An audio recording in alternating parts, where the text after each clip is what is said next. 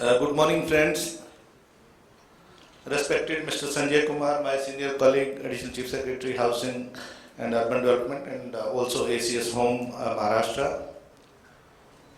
Mr. Kothari, Divisional Commissioner and Chairman, Jodhpur Development Authority.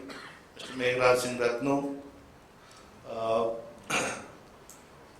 Dr. Rashmi Singh, Praful Kumar Ji, industry leaders, Dr. Goel and Mr. Rajir Mathur, and not the least, but Mr. Ravi Gupta, who has been responsible for all of us being here today.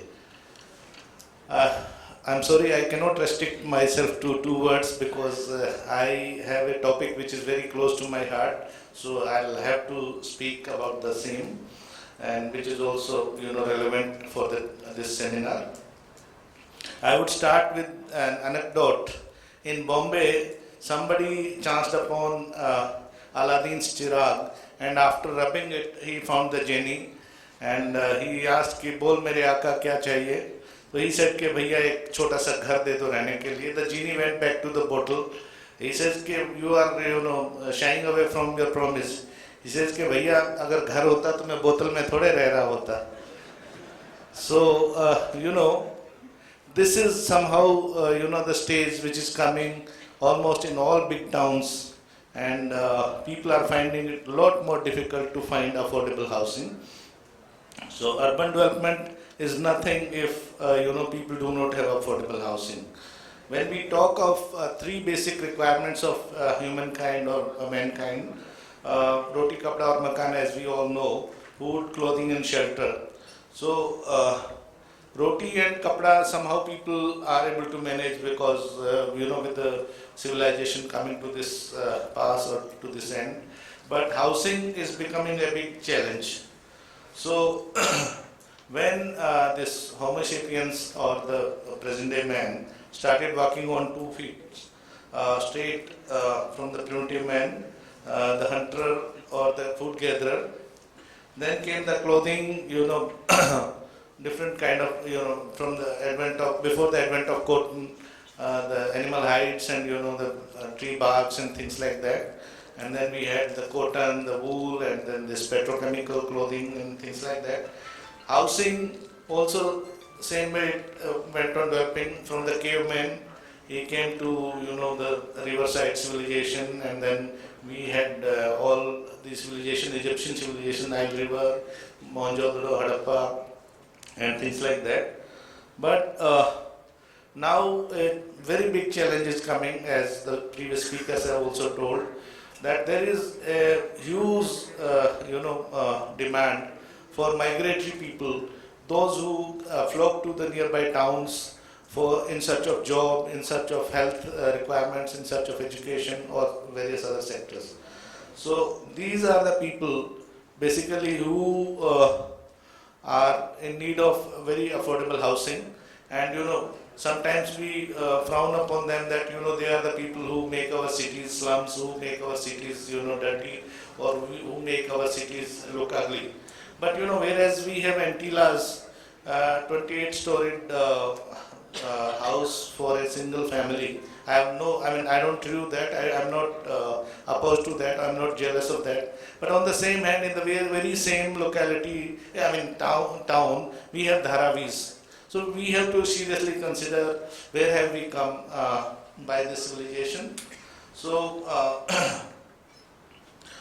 we have to think of people who have migrated from the nearby areas, or even Jodhpur also. I was talking to the cab driver yesterday, and he was telling me people from Madhya Pradesh, people from Gujarat, and from other states are also migrating to Jodhpur.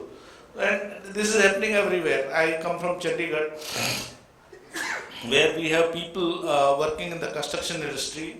All the plumbers, they come from Odisha. No offense meant to any state. And the construction labor come from Bihar and Eastern UP. And the road construction labor comes from Rajasthan. Like this. Because Punjab people have all migrated to better greener pastures. So these are the people who make our lives comfortable, who make the development possible. So they have to be catered to. when we talk of urban development and when we talk of affordable housing. They are the people who do not have huge income or income surplus. Sometimes they don't have even monthly or annual regular incomes. Sometimes they have to be dependent upon their daily wage earning. So they are obviously not afford. They cannot afford huge EMIs or down payments. So we have to consider some kind of affordable EMIs in our housing schemes, or maybe even rental income for some of the construction project workers, or people who are domestic helps, ayas, our cooks, our drivers, and the ready fadiwalas, and people who do not have a permanent place to stay in a town.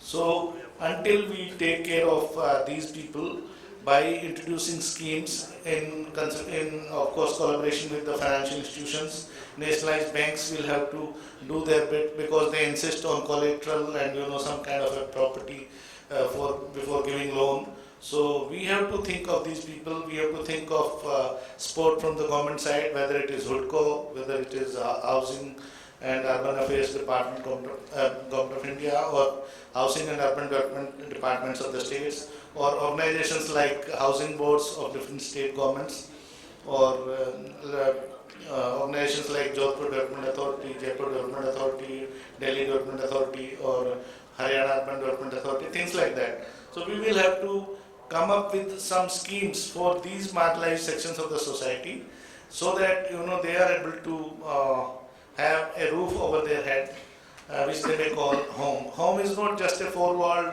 structure with a roof on it. It provides social security, safety from elements of weather, and also dignity.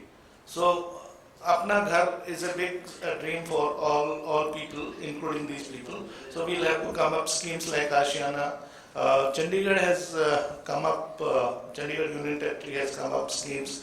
25 square yard or 38 square yard, flats for them. And I think the outer periphery or outline of Chandigarh has become a lot more beautiful after introduction of these schemes in the nearby villages which were part of Union Territory. So all big towns will have to think of schemes which are affordable. And we always criticize कि नहीं जितना मर्जी दे दो झुग्गी वालों को वो बेच के फिर दूसरी जगह झुग्गी डाल लेते हैं. So that's by nature. Say if I have one house, why do I hanker for another house? If there is a lucrative scheme in DDA, I immediately, or all of us, we immediately think of, oh, that can, if it is Vasant Kunj, I think it can give me some premium. So why do we blame only these poor people? So if I think they are made to rehabilitate properly, they will be integral part of the society. They will be able to contribute more to the development of the society, because this is a sizable population, about 30 to 40%, which we simply cannot ignore. We cannot allow them to live under flyovers or in the sewer pipes or under the railway bridges, or we cannot merely do our duty by making some makeshift rain baseras. We'll have to think of some permanent affordable housing for them. Thank you.